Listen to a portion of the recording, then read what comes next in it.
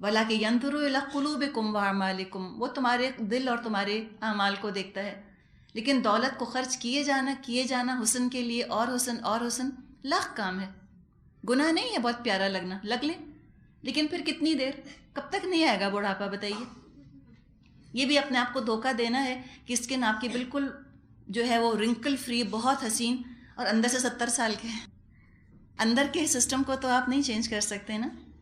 تو ہم لغ کو سمجھنے کی کوشش کر رہے ہیں، ہم صرف فتوے نہیں دائر کر رہے. کیا حلال، کیا حرام، کیا گناہ، کیا ثواب، لغ کا ڈیفینیشن ہے.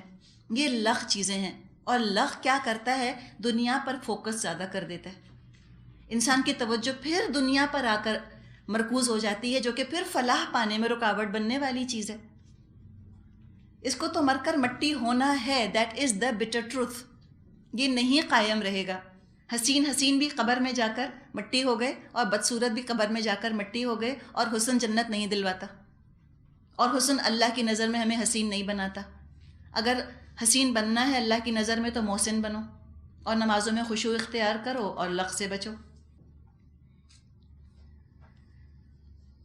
اب جس کو زندگی کا مقصد سمجھ آ جائے کہ میرا مقصد ہے کیا زندگی کا، وہ لغ میں وقت ضائع نہیں کر سکتا. مومن بہت مصروف ہوتا ہے، وقت اس کے لیے بہت بڑی نعمت ہے. اللہ کے ہاں تو پوچھ ہوگی نا وقت کی. قرآن میں آتا ہے ثم لتسألن یومئذ عن النعیم. اس دن تو لازماً تم سے پوچھا جائے گا نعمتوں کے بارے میں. تو محدود وقت میں لامحدود آخرت کمانی ہے.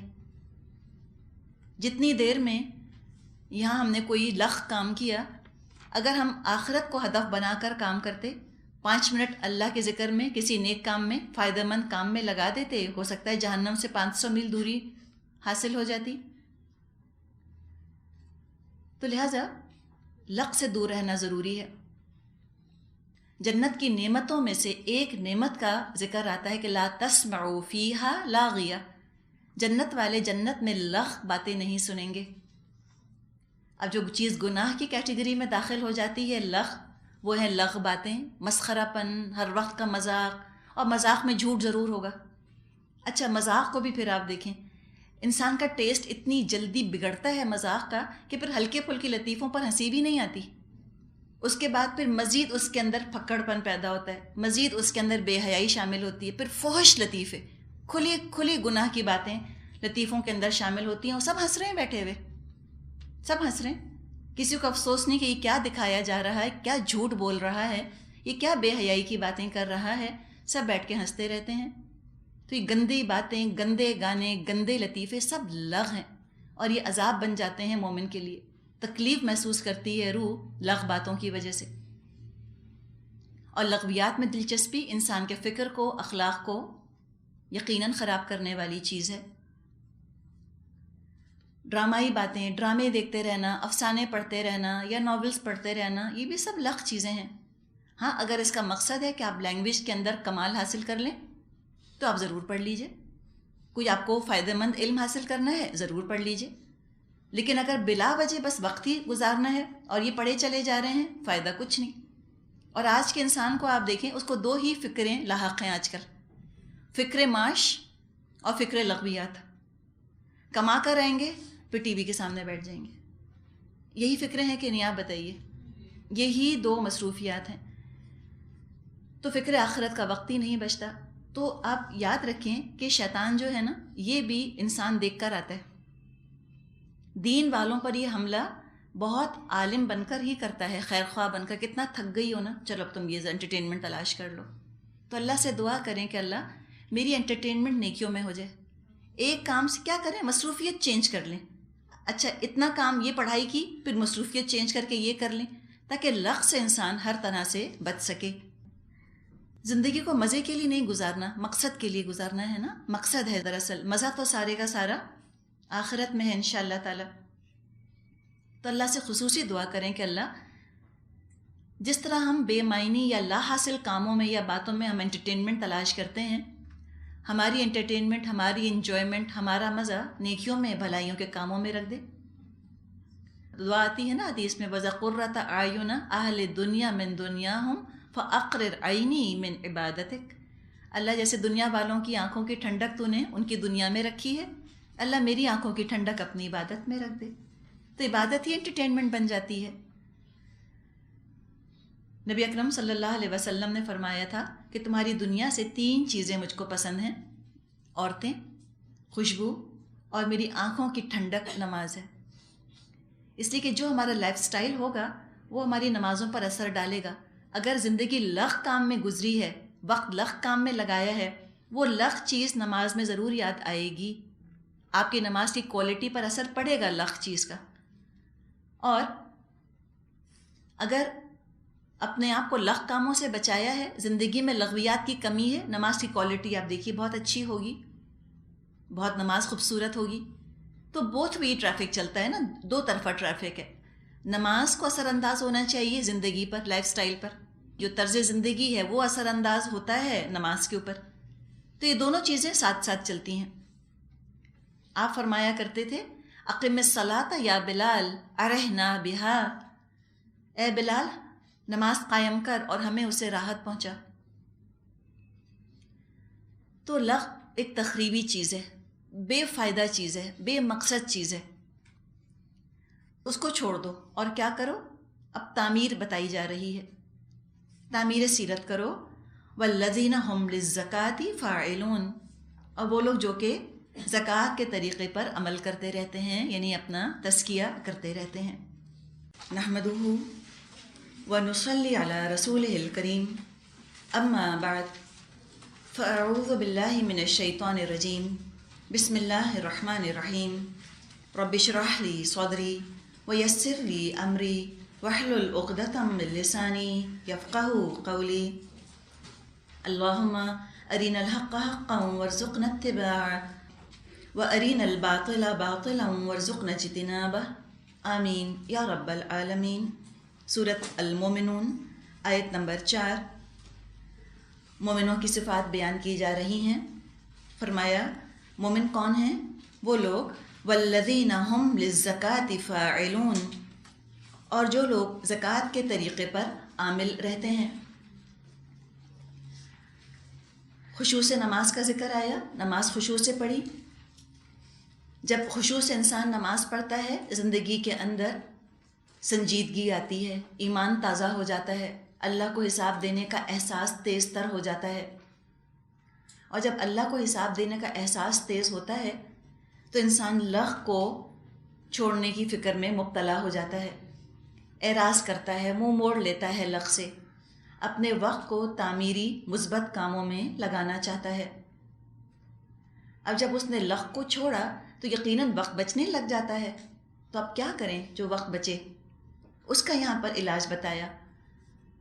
قرآن جب کسی کام سے ہمیں روکتا ہے تو پھر وہاں پر خلا نہیں چھوڑ دیتا، ویکیوم نہیں چھوڑ دیتا، بلکہ قرآن ضرور ہی ہم کو آلٹرنیٹ فراہم کرتا ہے، کوئی متبادل راستہ دکھا دیتا ہے۔ اگر یہ نہ کرو تو پھر کیا کرو؟ فرمایا لغو چھوڑو اور زکوٰۃ پر کاربند ہو جاؤ۔ اب یہاں جو بات کی گئی للزکاة فاعلون، زکوٰۃ کا لفظ عام طور پہ ایتاء کے ساتھ آتا ہے، ایتاء زکوٰۃ، آتوا الزکوٰۃ، زکوٰۃ ادا کرنا۔ یہاں بالکل مختلف انداز میں لفظ زکوٰۃ آ رہا ہے، فاعل کے معنوں میں آ رہا ہے کہ زکوٰۃ کے کرنے والے۔ تو یوں محسوس ہوتا ہے کہ جیسے یہ اس شرعی زکوٰۃ کا ذکر نہیں ہے جو کہ 2.5% دی جاتی ہے یا جس کا مختلف نصاب موجود ہے احادیث کی کتابوں کے اندر، بلکہ یہاں زکوٰۃ کا لفظ آ رہا ہے دراصل تزکیہ کے معنوں میں،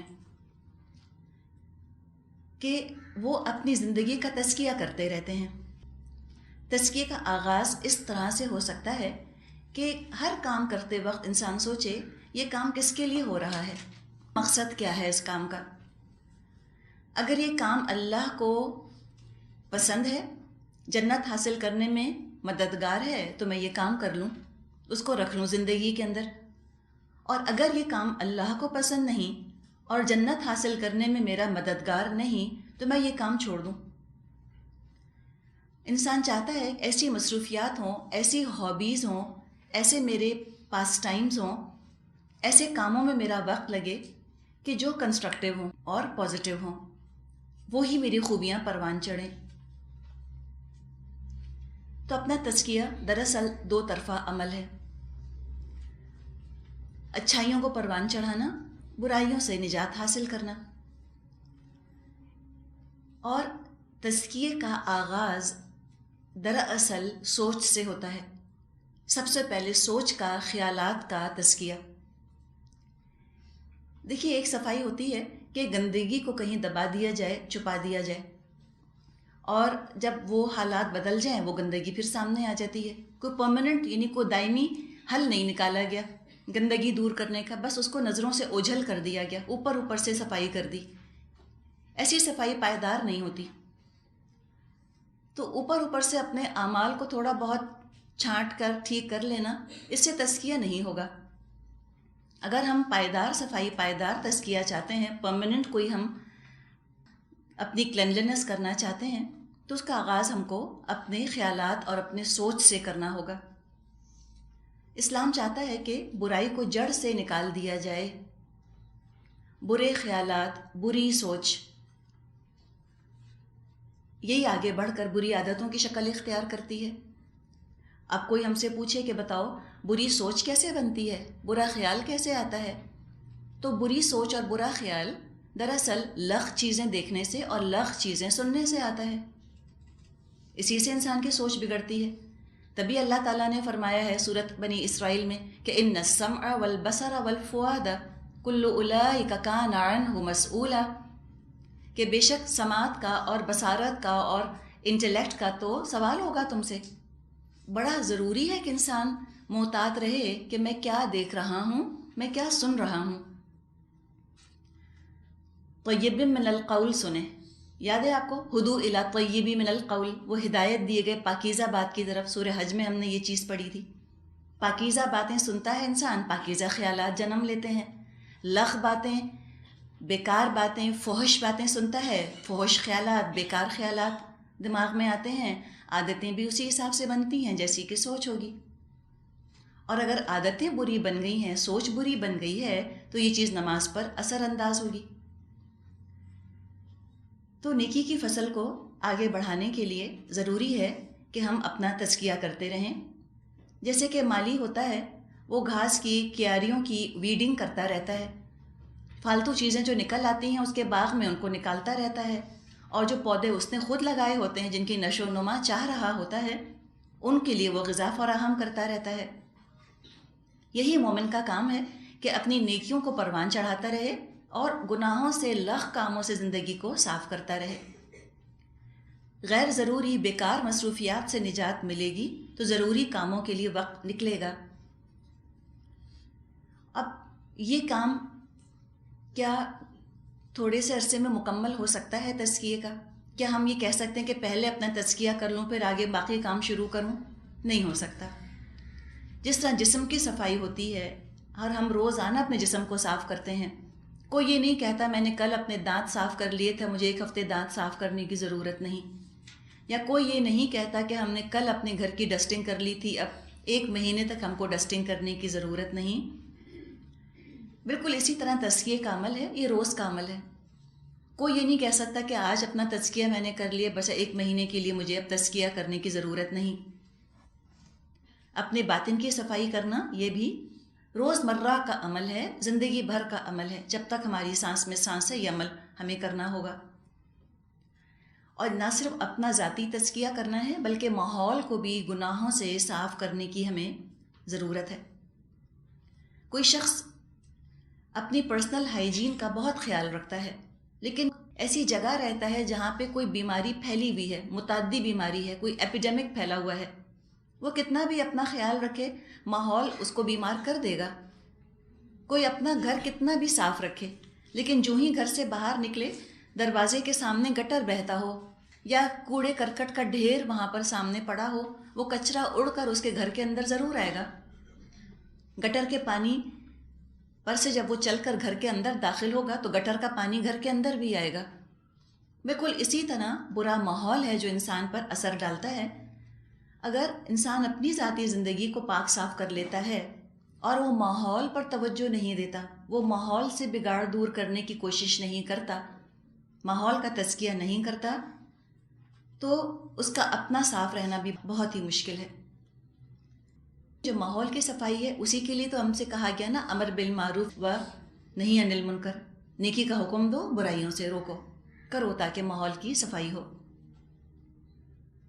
اگر مستقل نفس کی صفائی ہم نہ کرتے رہیں تو نفس کے اندر سختی آنے لگتی ہے، بگاڑ آنے لگتا ہے۔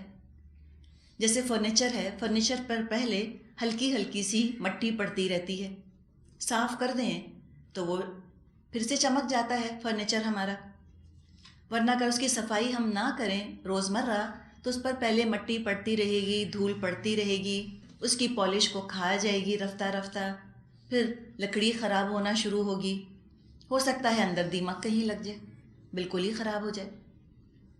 تو انسان کا اپنا حال بھی یہی ہے، اگر ہم روز روز اپنا تزکیہ، اپنی صفائی نہیں کرتے رہیں گے شعوری طور پہ، تو ہو سکتا ہے کہ اندر بہت سی بیماریاں پلنی شروع ہو جائیں، بہت سی برائیاں جمع ہونی شروع ہو جائیں اور دلوں کے اوپر مہر ہی لگ جائے اور دل سیاہ ہو کر بند ہو جائیں۔ تو بڑا ضروری ہے اپنا تزکیہ کرنا، خود کو شرک سے، بخل سے، ریاکاری، تکبر، حرص یا حسد یا بغض جیسے اور کئی اور دوسری بیماریوں سے پاک رکھنا خود کو ضروری ہے۔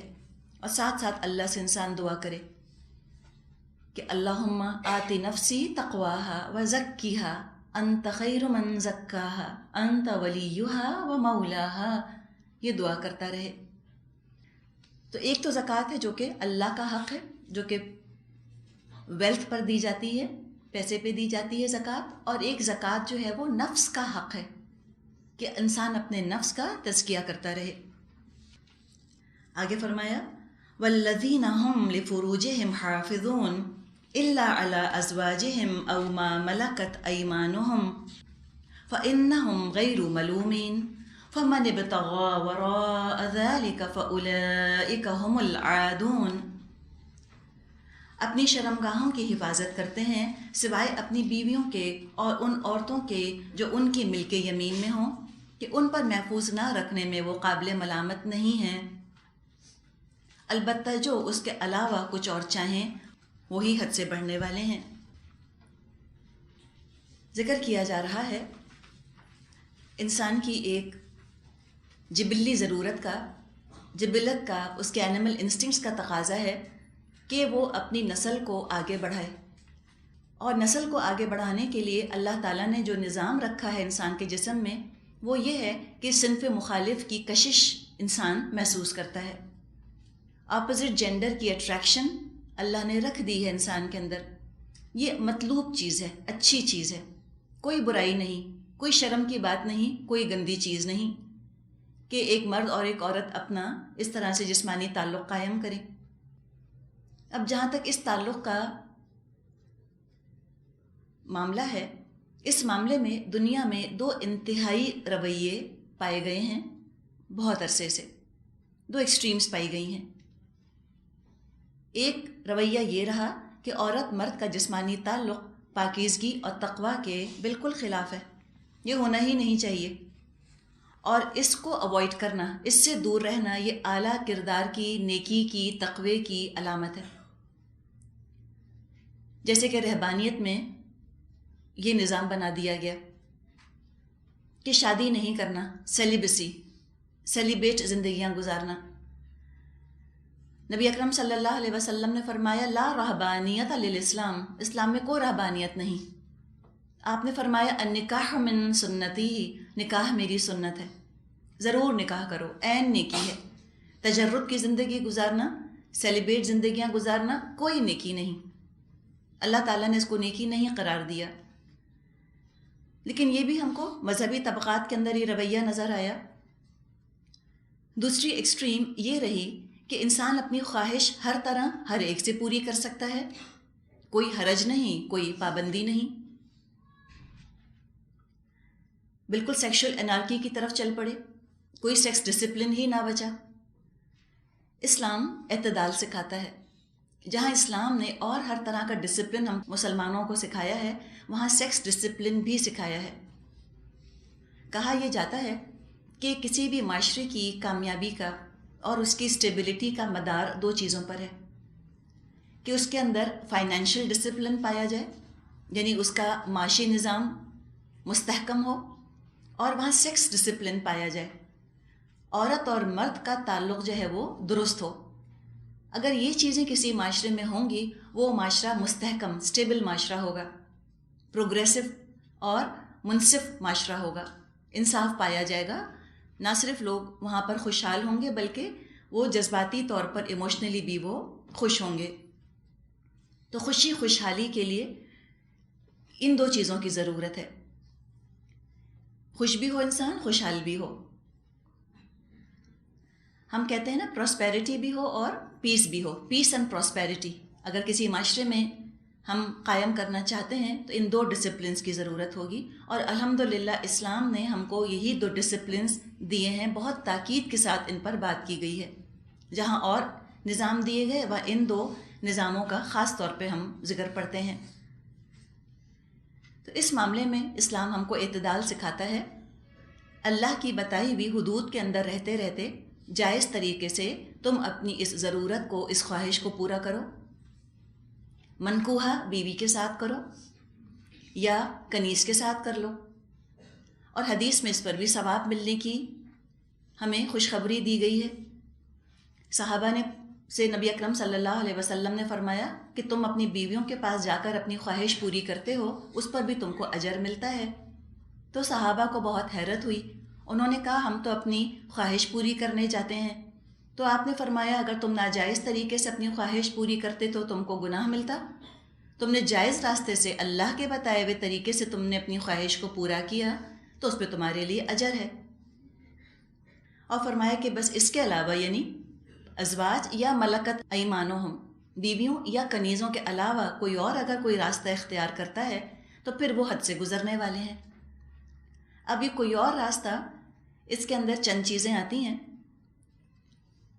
ایک کا ذکر ہم نے سورہ بقرہ میں پڑھا تھا، آیت نمبر 222 میں، کہ فَأْتُوهُنَّ مِنْ حَيْثُ أَمَرَكُمُ اللَّهُ، کہ تم اپنی بیویوں کے پاس اس طریقے سے آؤ جیسا کہ اللہ نے تم کو حکم دیا ہے، یعنی حالت حیض میں مباشرت نہ کی جائے، ازواجی تعلق نہ قائم کیا جائے، یہ حرام ہے۔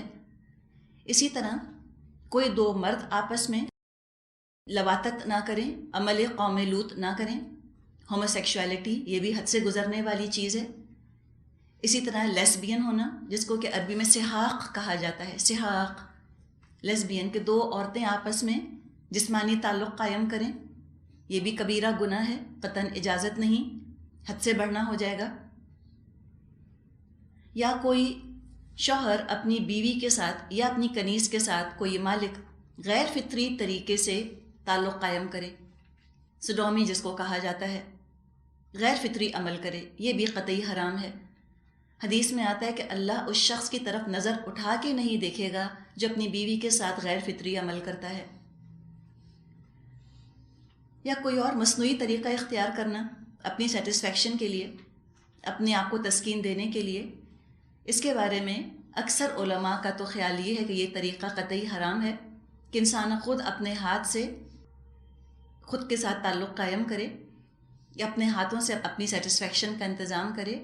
کچھ علماء انتہائی کراہیت کے ساتھ اجازت دیتے ہیں کہ اگر زنا میں پڑنے کا اندیشہ ہے اور زنا سے بچنے کے لیے کوئی شخص اگر یہ کام کرتا ہے تو انتہائی کراہیت کے ساتھ اجازت ہے، جیسے کہ مجبوری میں مردار کھانے کی اجازت ہے۔ تو ابو حنیفہ رحمۃ اللہ علیہ کا یہ کہنا ہے، اور سائنس نے یہ بات بھی ثابت کی ہے کہ انسان کی صحت کے لیے انتہائی نقصان دہ بھی ہے۔ خاص طور پہ لڑکوں کے اندر یہ بری عادت ڈیولپ ہو جاتی ہے۔ اس میں ہوتا یہ ہے کہ جب وہ شادی کی عمر کو پہنچتے ہیں اس وقت تک بعض دفعہ وہ اپنی بیوی کا حق ادا کرنے کے قابل نہیں رہتے، تو یہ چیز انتہائی نقصان دہ ہے صحت کے لحاظ سے۔ اچھی ماں، اچھے والدین ہونے کے لحاظ سے ضروری ہے کہ ہم آگے اپنی اولاد تک ان باتوں کو پہنچا دیں، ان میں حیا نہ کریں۔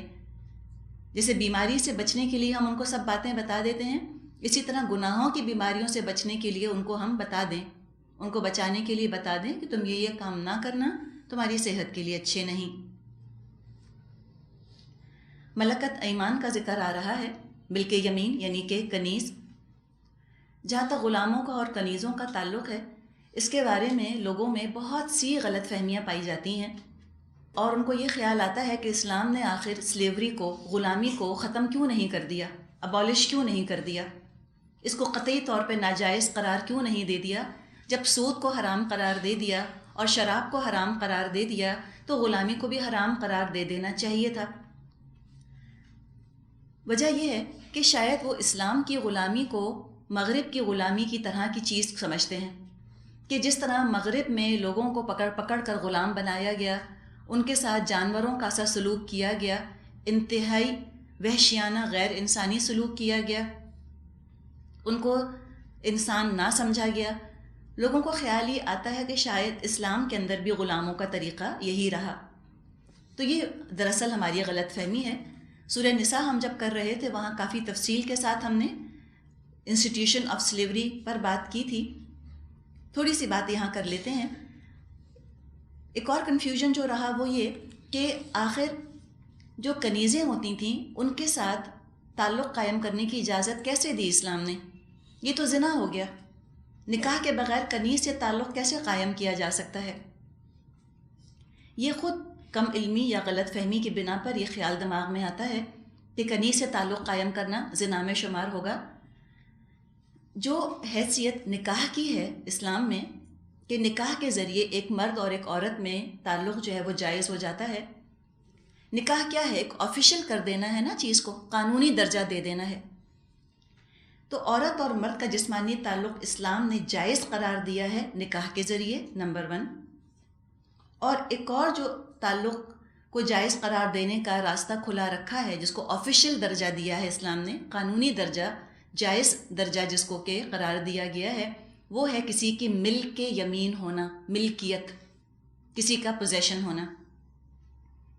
اگر کوئی کنیز کے ساتھ جسمانی تعلق قائم کرنا چاہتا ہے تو وہ جائز ہے، قانونی ہے، اس کا شمار زنا میں نہیں ہوگا۔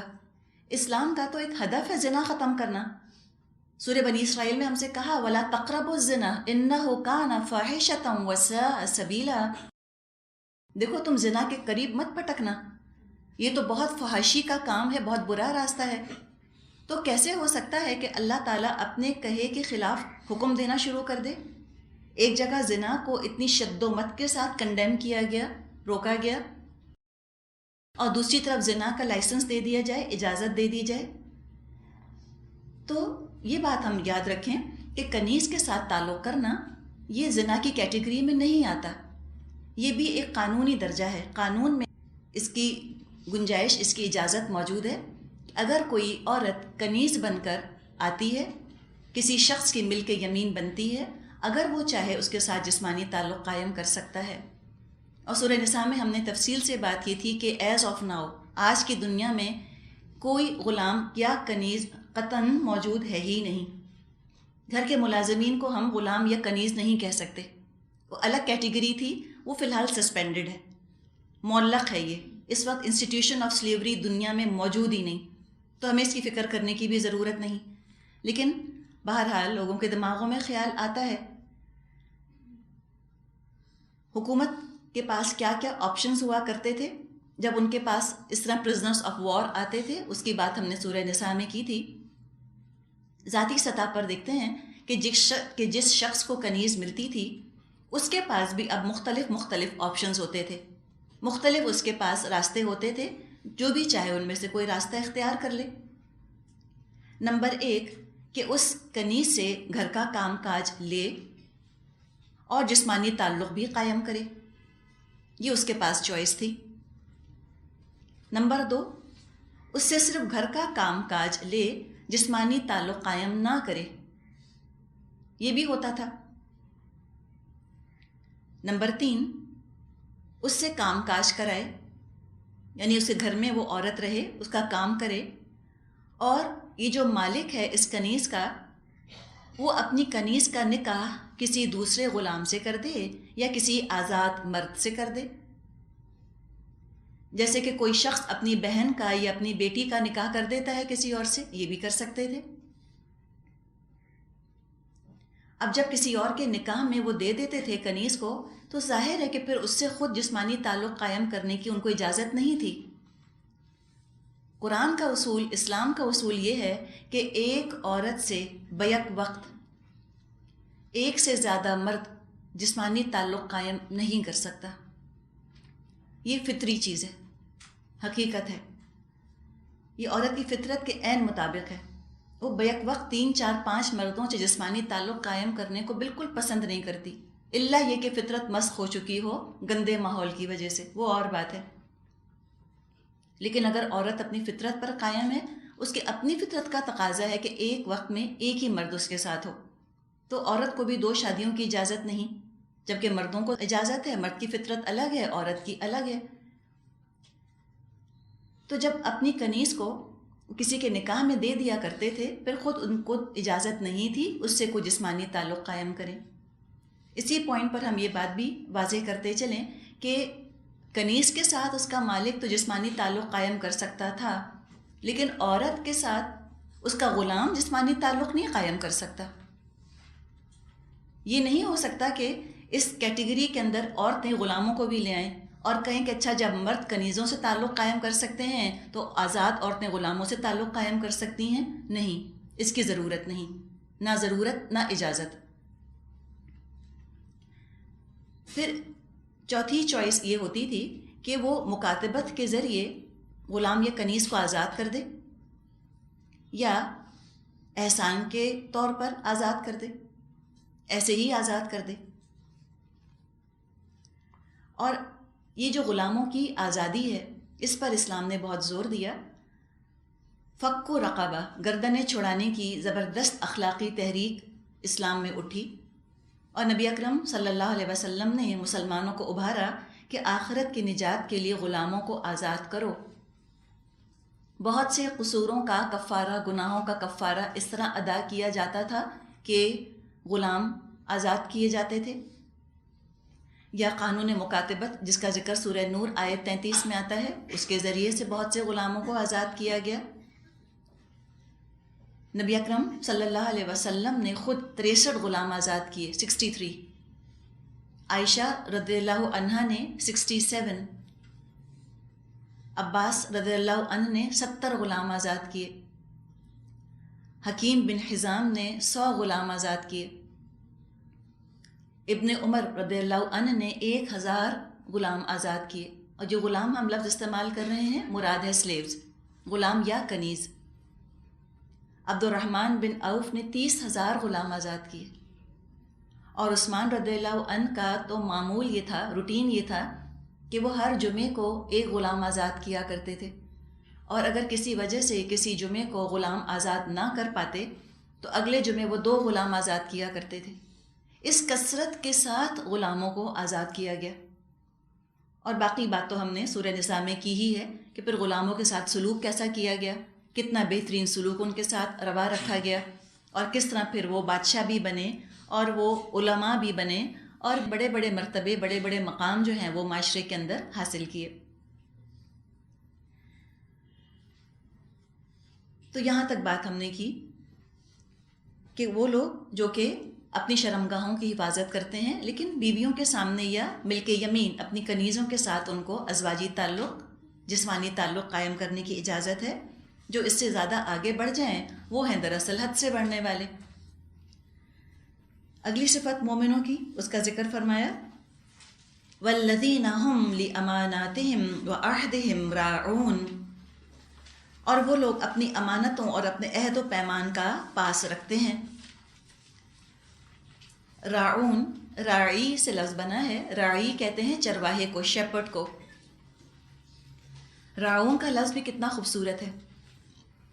جس طرح ایک چرواہا، ایک شیپرڈ اپنے گلے سے کسی وقت غافل نہیں ہو سکتا، ہر وقت وہ ان کی نگرانی و نگہبانی کرتا رہتا ہے، مومن اپنے عہد اور اپنی امانت کے بارے میں ایسا ہی حساس، چوکنا اور محتاط ہوتا ہے۔ ہر وقت وہ اپنے عہد کی اور اپنی امانتوں کی حفاظت کرنے والے ہوتے ہیں، محتاط رہتے ہیں، الرٹ رہتے ہیں کہ ہم کسی کا حق نہ مار لیں، کہیں ہم سے کسی امانت میں خیانت نہ ہو جائے۔ تو عہد اور امانت کا جہاں تک تعلق ہے، اس کے بارے میں انس رضی اللہ عنہ جو کہ نبی اکرم صلی اللہ علیہ وسلم کے خادم تھے، فرماتے ہیں کہ یہ 9 سال اللہ کے رسول کی خدمت میں ملازم کے طور پہ رہے۔ یہ فرماتے ہیں کہ شاید ہی کوئی خطبہ ہو جو نبی اکرم صلی اللہ علیہ وسلم نے دیا ہو جس میں کہ یہ الفاظ نہ آتے ہوں کہ لا ایمان لمن لا امانت لہ ولا دین لمن لا عہد لہ۔ اس شخص کا کوئی ایمان نہیں جس میں کہ امانت کا پاس نہیں، اور اس شخص کا کوئی دین نہیں جو کہ عہد کی پابندی نہیں کرتا، جو عہد نہیں نبھاتا۔ عہد کے بھی کئی درجے، کئی کیٹیگریز ہیں۔ سب سے پہلا اہم ترین جو کہ ہم عہد اپنے رب سے کرتے ہیں، ہر نماز میں اس کا اعادہ کرتے ہیں۔ ہم اللہ سے کہتے ہیں ایاک نعبد و ایاک نستعین، اللہ ہم صرف اور صرف تیری عبادت کرتے ہیں اور کرتے رہیں گے، اور ہم صرف اور صرف تجھ سے مدد چاہتے ہیں اور تجھ سے مدد چاہتے رہیں گے۔ تو کل دین عہد ہے، دین کا خیال رکھنا، اللہ سے اپنا وعدہ، اپنا عہد نبھانا، اور جو اللہ نے صلاحیتیں دی ہیں، فیکلٹیز دی ہیں، وہ بھی سب امانت ہیں، ان میں خیانت نہ کرنا۔ دعا میں آتا ہے نبی اکرم صلی اللہ علیہ وسلم کی کہ اللہم طہر قلبی من النفاق وعملی من الریا ولسانی من الکذب وعینی من الخیانہ فإنک تعلم خائنۃ الأعین وما تخفی الصدور، کہ اللہ میرے دل کو نفاق سے پاک کر دے، عمل کو ریاکاری سے پاک کر دے، زبان کو جھوٹ سے پاک کر دے، اور میری آنکھ کو خیانت سے پاک کر دے۔ اللہ تو خوب جانتا ہے جو آنکھیں خیانت کرتی ہیں۔ تو کیا آنکھیں خیانت کرتی ہیں؟ کس طرح سے؟ کسی ایسی چیز کو دیکھنا جس کو دیکھنے کی اللہ نے اجازت نہیں دی، چپکے سے دیکھ لیا نا، یہ بھی تو خیانت ہو گئی۔ تو اللہ کو حاضر اور ناظر جان کر، العلیم السمیع البصیر جان کر، اور پھر انسان محتاط رہے، نگاہ کہاں اٹھ رہی ہے، دماغ کیا سوچتا ہے، زبان کیا بولتی ہے، محتاط ہو کر کام کرے۔ ناک، کان، آنکھ، ہر چیز امانت ہے۔ اللہ کے حکم کی نافرمانی نہیں ہونی چاہیے۔ اللہ نے امانتاً یہ چیزیں ہم کو دی ہیں، ہماری ذاتی نہیں ہیں، اس نے دی ہیں ہم کو، تو ہم کو خیانت نہیں کرنی ان کے اندر۔ پھر اس کے بعد کمتر درجوں پر ہیں، یہ تو خالق اور مخلوق کا معاملہ تھا۔ اب مخلوق اور مخلوق کا معاملہ اگر ہم دیکھیں کہ ہم سے تو کہا گیا ہے، سورہ مائدہ شروع ہی اس طرح سے ہوتی ہے کہ یا ایھا الذین آمنوا اوفوا بالعقود، اے لوگو جو ایمان لائے ہو اپنے وعدے پورے کرو۔ تو وعدے پورے کرو، کوئی اگر تم کو عہدہ دیا گیا وہ بھی عہد ہے، اپنے عہدے کو صحیح طرح سے نبھاؤ، کانٹریکٹس پورے کرو، پورا وقت صرف کرو اس کے اندر، اور امانت کا خیال رکھو۔ چھوٹی چھوٹی چیزوں میں خیانت نہ کرے انسان۔ آفس میں کام کرتا ہے، آفس کی پینسل اٹھا کر لے آئے، یا اسپتال میں کام کرتا ہے، اسپتال کی کوئی چیز اٹھا کر لے آئے، یہ سب خیانت ہو جائے گی۔ چھوٹی چھوٹی چیزوں میں انسان خیانت سے بچے۔ اسی طرح امانت کے بارے میں نبی اکرم صلی اللہ علیہ وسلم نے فرمایا کہ المجالس بالامانتی، مجلسیں امانت کے ساتھ ہیں۔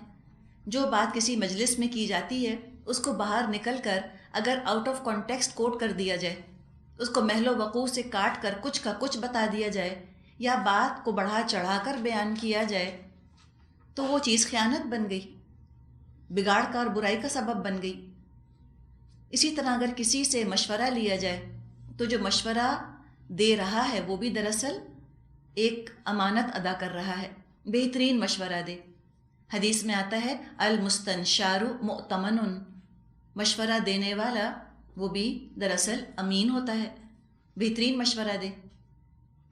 کوئی شخص آتا ہے اور وہ ادھر ادھر دیکھ رہا ہے آپ سے بات کرتے ہوئے، اس کا مطلب ہے کہ وہ نہیں چاہ رہا کہ اس کی بات آگے کسی کو بتائی جائے، تو انسان اس کی بات کو امانت کے طور پہ رکھے، آگے بیان نہ کرے۔ لوگوں کے راز بھی امانت ہوتے ہیں۔ اور کمٹمنٹ، عہد، انسان اپنے آپ سے بھی کمٹمنٹ کرتا ہے، خود سے عہد کر لینا، تو جو خود سے کمٹمنٹ کرے انسان اس کو بھی نبھائے، اپنے نفس سے خیانت نہ کرے۔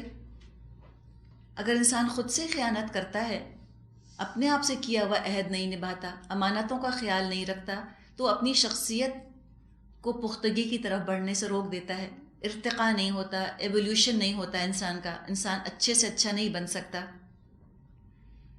اسی طرح بات طے کر لینا، ہم کہتے ہیں نا اپنے معاشرے میں بات طے ہو گئی، وہ بھی عہد ہے نا، اس کو بھی حتی الامکان نبھانا چاہیے، اتنا لائٹلی نہیں لینا چاہیے اس چیز کو کہ ابھی تو صرف بات طے ہوئی ہے۔ بات طے کرے انسان سوچ سمجھ کے کرے، اور جب سوچ سمجھ کے بات طے کرے تو حتی الامکان اس کو نبھانے کی کوشش کرے۔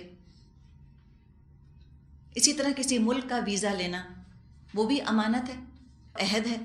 آپ نے عہد کیا ہے کہ آپ اس ملک میں جا رہے ہیں، جو رولز اینڈ ریگولیشنز ہیں آپ اس کو فالو کریں گے۔ کسی ملک کی نیشنلٹی لینا، اس کی قومیت لینا، وہ بھی پھر عہد ہے جو کر لیا۔ اب اگر یہ عہد کر لیا، کسی ملک کی قومیت لے لی، اب جو عہد کیا اس کو نبھائے انسان۔ اسی طرح ٹریول ڈاکیومنٹس ہوتے ہیں، ہم سفر کرتے ہیں کہیں، ٹکٹ ہم خریدتے ہیں اور ٹکٹ پر کچھ چیزیں لکھی ہوتی ہیں کہ آپ یہ چیزیں لے کر سفر نہیں کر سکتے۔ مثال کے طور پہ بعض ممالک ہیں نا جہاں کھانے پینے کی چیزیں نہیں لے کر جایا جا سکتا۔ اب چھپا کر، دبا کر، ادھر رکھ کے ادھر رکھ کے چیزوں کو لے جانا، یہ کیا ہوا؟ یہ عہد کی خلاف ورزی ہو رہی ہے۔ کیا کرنا ہے؟ رہنے دیجئے، مت لے کر جائیں، اور اگر لے کر جائیں تو اس کی اجازت لیں۔ دراصل یہ دھوکہ دینا جو ہے نا، اس نے بھی مسلمانوں کو بہت بدنام کیا ہے کہ یہ اپنے عہد کو نبھاتے نہیں ہیں، یہ دھوکہ دیتے ہیں، خیانت کرتے ہیں۔ آپ کو یاد ہوگا سورہ نحل میں تو پورا مضمون آیا تھا کہ تم اپنے وعدوں کو پورا کرو، تم دھوکہ مت دینا، ایسا نہ ہو کسی قوم کا قدم پھسل جائے مضبوط ہونے کے بعد، کہ تم مسلمانوں کی حالت دیکھ کر اور کوئی جو ہے وہ دین سے متنفر ہو جائے۔ کل ہی کچھ بات ہو رہی تھی گھر میں، تو وہاں پہ ذکر آیا کچھ خواتین کا امریکہ میں جو مسلمان ہوئی ہیں، تو وہ ہماری جاننے والی بتا رہی تھیں کہ ایک خاتون ہے، امریکن ہے، وہ کنورٹ ہوئیں، ریورٹ کہہ لیجئے، وائٹ امریکن ہے، اسلام قبول کیا، اور اب وہ یہ کہتی ہیں کہ thank God I discovered Islam before I discovered Muslims, کہ شکر ہے اللہ کا کہ میں نے پہلے اسلام کو جانا، اس کے بعد مسلمانوں کو جانا۔ مطلب کیا ہوا؟ اگر مسلمانوں کو پہلے جان لیتی، اسلام سے متنفر ہو جاتی۔ تو یہ واقعی ہماری یہ حالت ہے کہ ہم اپنے عہد نبھاتے ہی نہیں، چھوٹی چھوٹی چیزوں میں ہم عہد کی خلاف ورزی کرتے، کوئی ہم چور دروازہ تلاش کرنے کی کوشش کرتے ہیں، یہ چیز چھپا کر لے جائیں، وہ چھپا کر لے جائیں۔ اب پتہ ہے کہ اتنا سامان آپ لے جا سکتے ہیں فلائٹ پر، تو اوور ویٹ ہونے کی کیا ضرورت ہے؟ بہت سارا سامان لے لیں گے اور پھر اس کا ایکسٹرا پیسہ بھی دینا نہیں چاہیں گے۔ اتنا ناراض ہوتے ہیں ایئر لائنس کے اوپر کہ دیکھو ان کو کیا ہو گیا، خالی میرا 20 کلو اوور ویٹ تھا اور مجھ سے انہوں نے پیسے چارج کر لیے۔ ناراض ہوتے ہیں نا لوگ اس کے اوپر۔ آپ کو ضرورت کیا تھی 20 کلو اوور ویٹ ہونے کی؟ مت لے کر جائیں چیزیں،